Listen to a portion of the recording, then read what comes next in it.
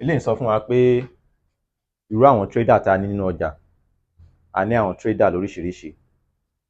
Now, àkókò tí wọ́n ń lò ló máa determine irú trader tí wọ́n jẹ́. A ní àwọn tó yẹ pé àwọn opportunity tí wọ́n wá nínú ọjà fún ọ̀ba àkókò díẹ̀ ni.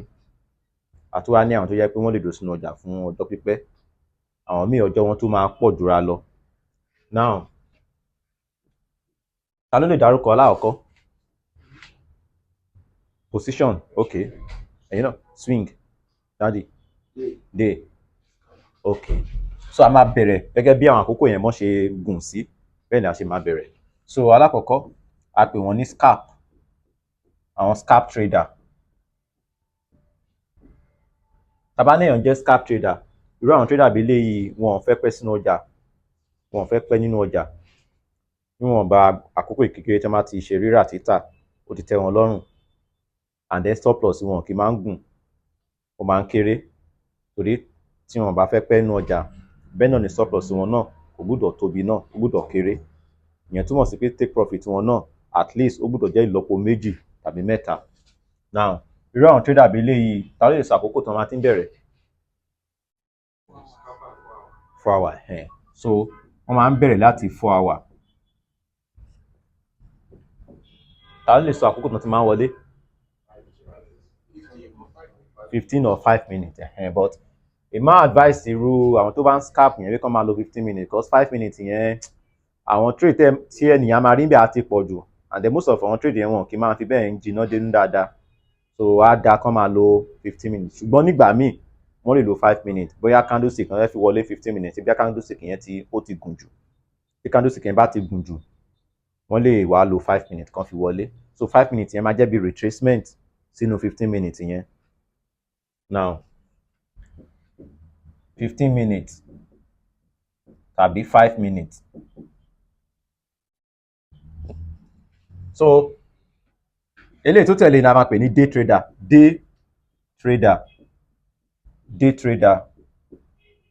Now, àwọn trader wọ̀nyí àkókò tí wọ́n máa ń dúró fún nínú ọjà tàbí àkókò tí wọ́n máa ń ṣọ́ ó ga ju ti àwọn scalper lọ. Wọ́n máa ń pẹ́ nínú ọjà dáadáa ju àwọn scalper. Now, ìyàtọ̀ tó kàn wá bẹ́ẹ̀ ni pé àwọn day trader yìí rírà títà tí wọ́n bá ń ṣe kò gbúdọ̀ kọjá àárín ọjọ́ kan tàbí kí ló di pé ọjà wá sí ìmúparí. Ta ló mọ àkókò tí forex market máa wá sí ìmúparí? 10. Ẹni? 10 náà la máa pè 10 PM ní alẹ́. Ó dẹ̀ máa ṣí ní 10 PM yẹn náà, a ṣí fọ́jọ́ mi. Tó bá yẹ close in 10 yẹn báyìí, ọjọ́ mi náà ti ṣí náà. So yẹn ti forex. Ti crypto 1 AM ni. So ti stocks, tó bá yẹ pé bí àwọn US stock ní Nigerian time yẹn 9:30 ni. 9:30, ó dẹ̀ máa ṣí náà ní 2:30 ọ̀sán. Ìyẹn ti stock.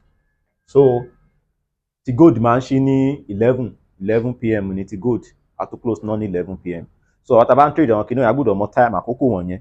So àgàgà fún àwọn tó bá ń day trade, wọ́n gbọ́dọ̀ mọ time wọ̀nyẹn. Ti kìnìún yẹn. Okay. Mo máa kọ́ fún yín. Gold 11 ni. Tẹ́ bá lọ wo chart yín ní alẹ́ tí forex bá ti open, gold kò tí parí. Ó da 11 ló máa tó parí tó máa tó open mi. Máa tó open. So ẹ lọ try kẹ́ lọ wo chart yẹn. Ìgbà míì gan lọ́jọ́ Sunday tí forex bá ti open ní 10 PM ní alẹ́ ní ìrọ̀lẹ́ Sunday, gold ò tí ní open. After 1 hour láṣẹ wá open. So ẹ take note ẹ̀yin tẹ́ bá fẹ́ máa day trade ẹ̀. Ẹ máa kọ́ mọ yín kọ́ ìmọ̀ ìfẹ́ kí chart yìí náà gold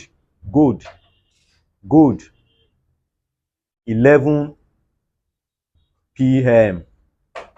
Gold 11 PM.